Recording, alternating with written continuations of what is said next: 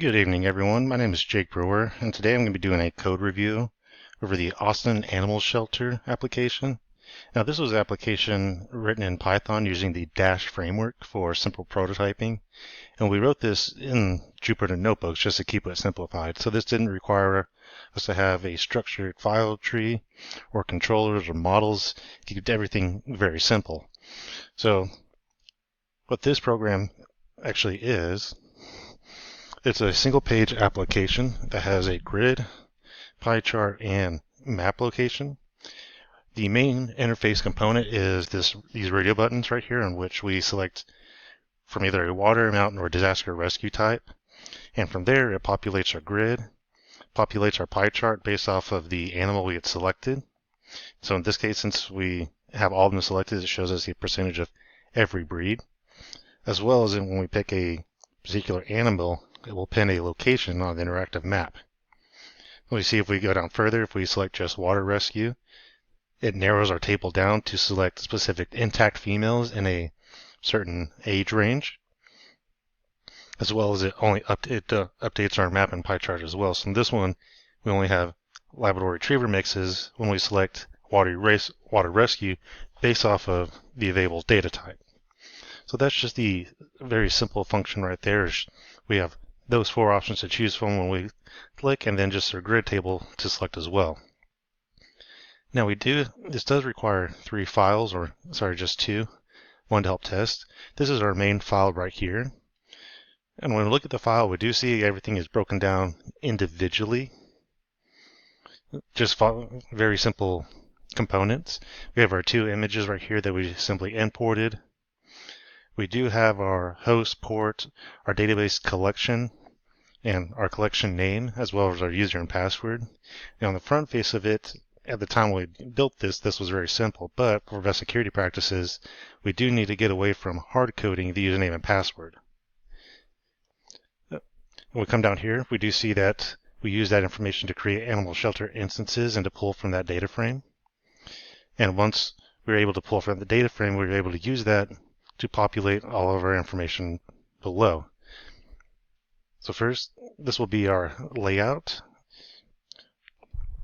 Coming down to our radio buttons. Then we will have our data table, our pie chart, and then our geolocation.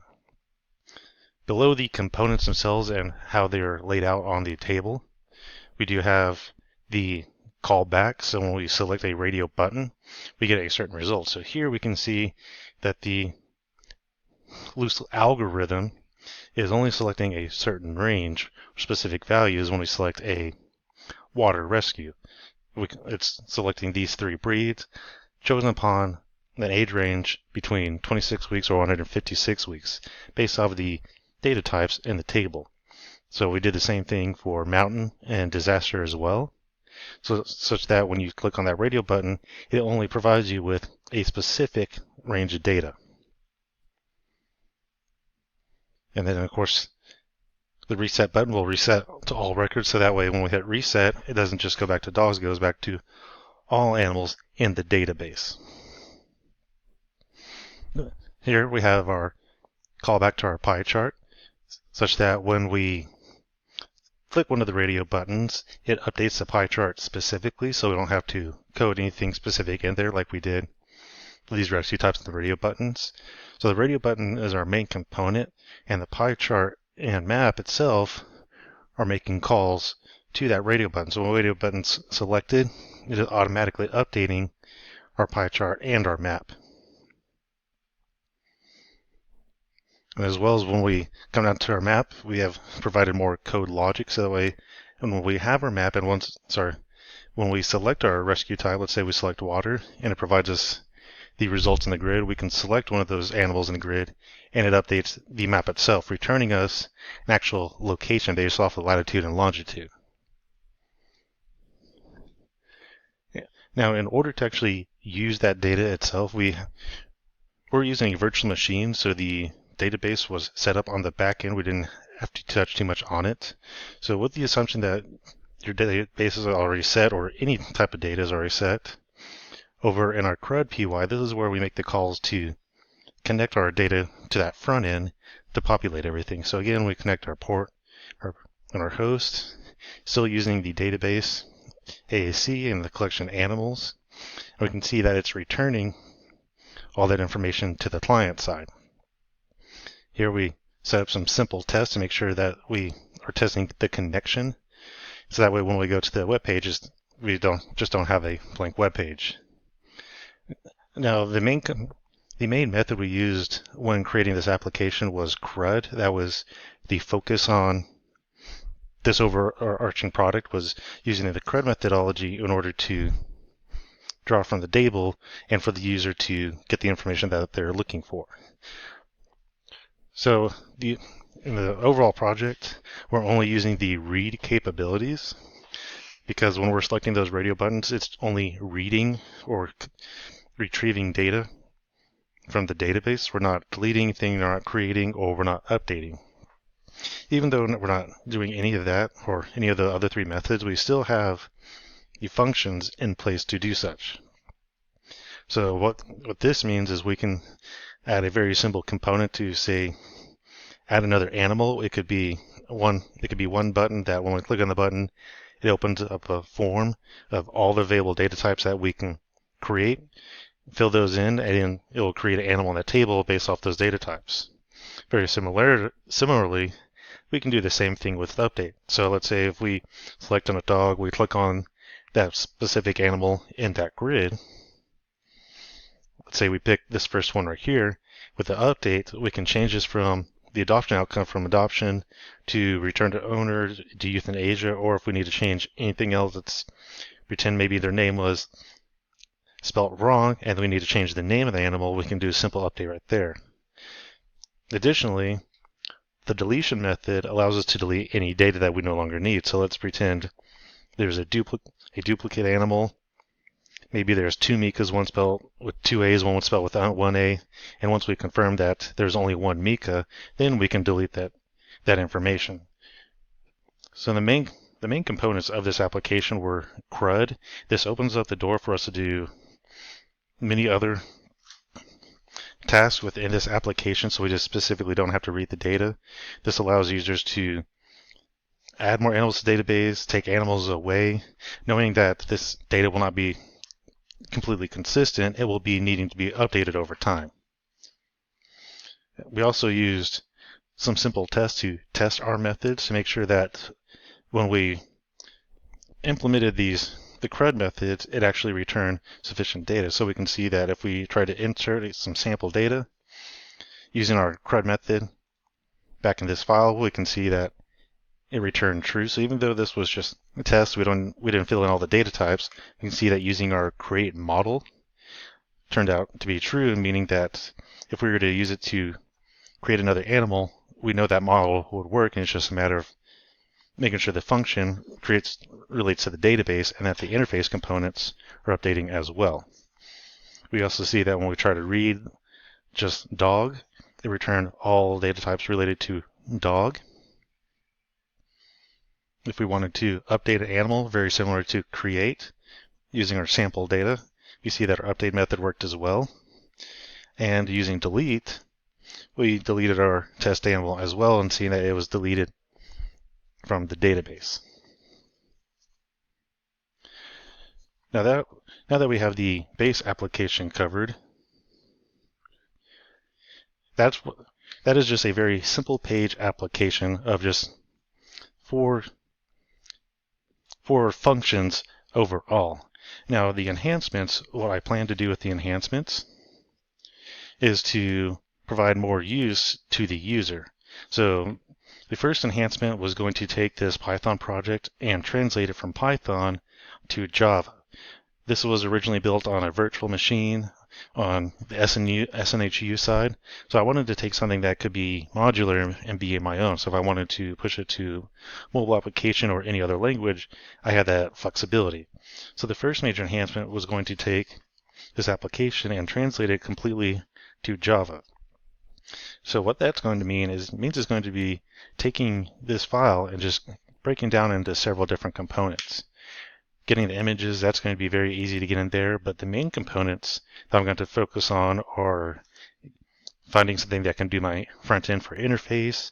I need a grid component, I need a pie chart component, and also need navigation. So the first enhancement is going to focus strictly on translating the language. Since this will not be a one-for-one, I'm going to break it down into specific components. So first, it's going to be getting the interface set up. I've already decided I'm going to use Vaadin. It's very similar to React, but when I was on the webpage, I liked how it was set up and how I could see the code structure for the actual components. Vaadin also works really well with Spring Boot, so those will pair very easily. And then I'll also use Mongo database, as I did previously in the Python. Now with the Mongo database, since I already have that same CSV file, it's going to be very easy for me to take that, put it into my Mongo Compass, and get me connected on my end. So coming back here,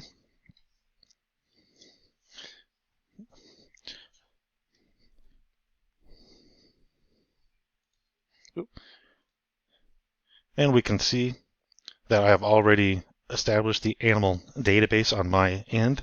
So this was probably the easier part, is getting the database established. Once I had this established, I had all my data types. I referenced this against our previous Python project to make sure everything looked the same. All the data types were named the same. Nothing was capitalized where it shouldn't be.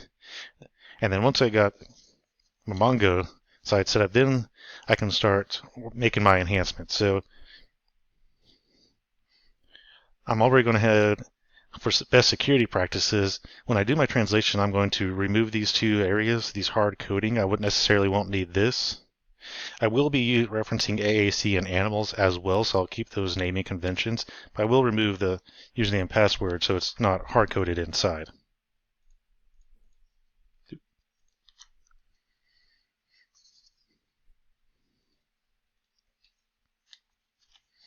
And so the first enhancement was just going to be focusing on the translation and getting everything running up as a 1-2-1. So first enhancement is going to translate all components from Python to Java. Once I have all my the interface components where I want them to be, just a nice simple layout, then I'll work on getting my database connected. Once my database is connected and I have a very similar layout to this, then that's when I'm going to actually start working on my callbacks for my radio button and getting the grid to communicate with the pie chart and map. So once I translate and have my radio button communicate to my grid, pie chart, and map, then enhancement number 1 will be complete of the full translation from Python to Java. Now coming over into enhancement number 2, what we're going to do is we're going to try and help the users at the animal shelter have more access to data. So right now we just have these 4 radio buttons, but for enhancement number 2 is we're actually going to bring in additional buttons on the right-hand side. And this is actually going to have us pull from not just dogs, but all animals. And so I'm going to be using combo boxes from Vaadin. And these are going to be very simple components, but they are able to get the job done. The combo boxes allow us to have a drop-down selection versus radio, and additionally, we can stack the combo boxes. So we're going to have 2 stacks of combo boxes, one with 1 parameter and one with a second parameter. The first parameter we're going to use to select from any animal, so that can be dog, cat, bird, and livestock. The second parameter, when we do a drop-down, is going to be specific age ranges. I believe I had 5 selected, but it's going to be 5 different age ranges selected. So that way it gives them more choice over than specifically choosing a dog rescue type.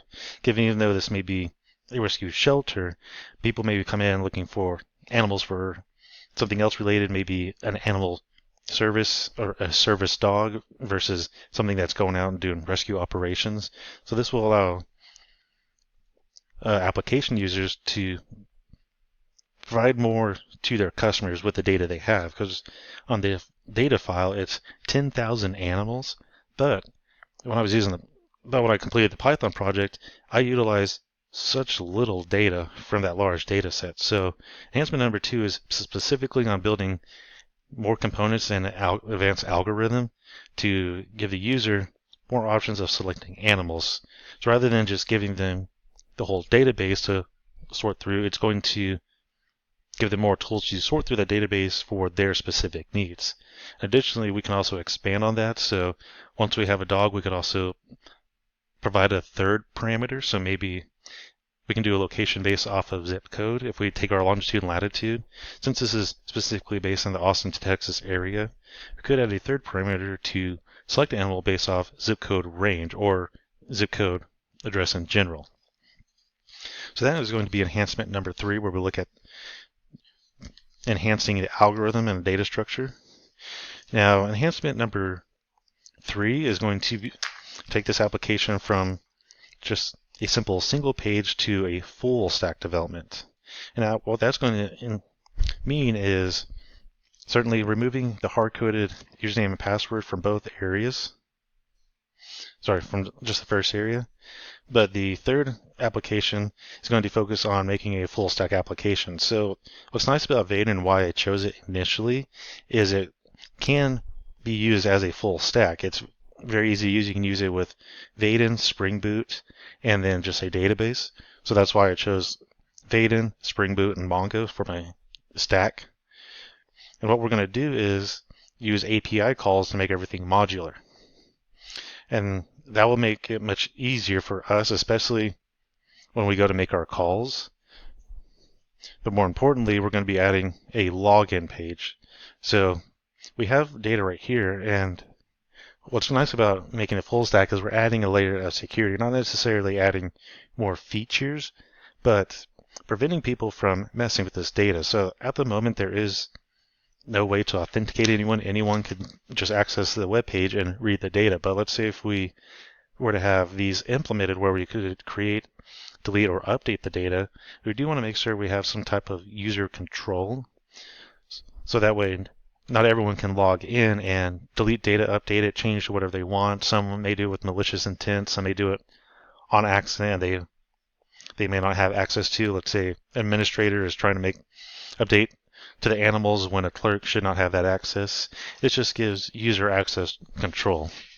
So enhancement number 3 is really focusing on cleaning everything up, adding modularity. So more importantly, right now this is running on a desktop, specifically on my computer, but not every user may be at a computer and want to access this data. So enhancement 3 is going to focus on creating that full stack, creating a controller and model, so that way all the API calls can be modular. And what this can do is actually help me translate over to a mobile structure. So let's say if we want to go to Android can use Java language as well as Kotlin.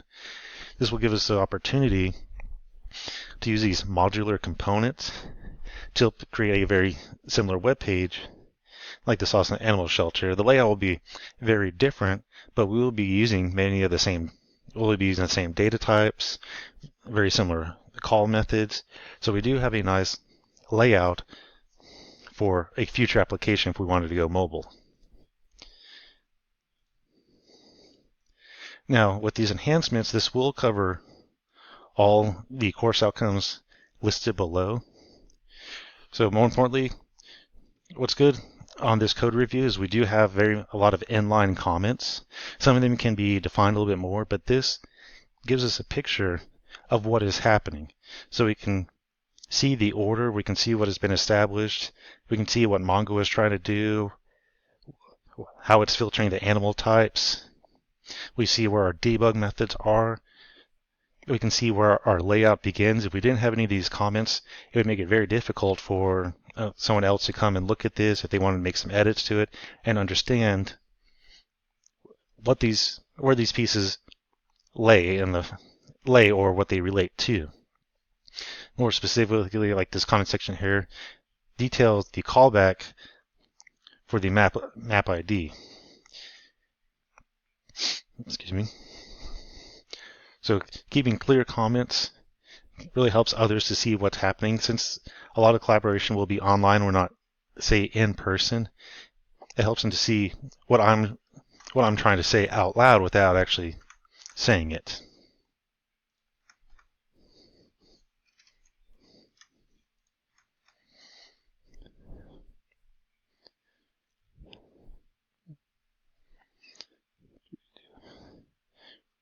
I'm just reviewing everything. So that basically covers the code review itself. Since this was a very simple application, the enhancements are where the bulk of the work is going to be, and certainly a additional code review video of the completed enhancements will give us a greater picture showing us the full details. Now, with these enhancements, I do believe I have covered all course outcomes established. The developing a security mindset was a little bit more difficult, as knowing that security is very critical in today's landscape. I was really wanting to focus on making sure there was some form of security, even though it wasn't anything complicated. It wasn't any bit encryption, token authentication. I wanted to ensure that there's still that security mindset and control of access between users. So that way there's a zero trust model approach where we authenticate, then trust the user, just to make sure no unauthorized users can get in. Because what would really be the most detrimental thing to an application like this in a real world scenario is if someone were to get into the system unauthorized and simply delete all the animal data. And if there was no backup and someone deleted it and a user went to go use this application, that would be catastrophic for that business organization. So we could also relate this to real world scenarios. Say if this was a financial institution, healthcare provider, they didn't have that security in place, then all that data is at risk of being deleted, corrupted, misused, copied. The worst outcome for a business. So that concludes this code review video. Please stick around, so I will be including a updated code review of all the enhancements and how the new application runs, some of the challenges I faced when I was creating it, what I discovered along the way, what I certainly learned, what I had to take away, and what I was able to add in place. Thank you for your time, everybody, and hope you have a great day.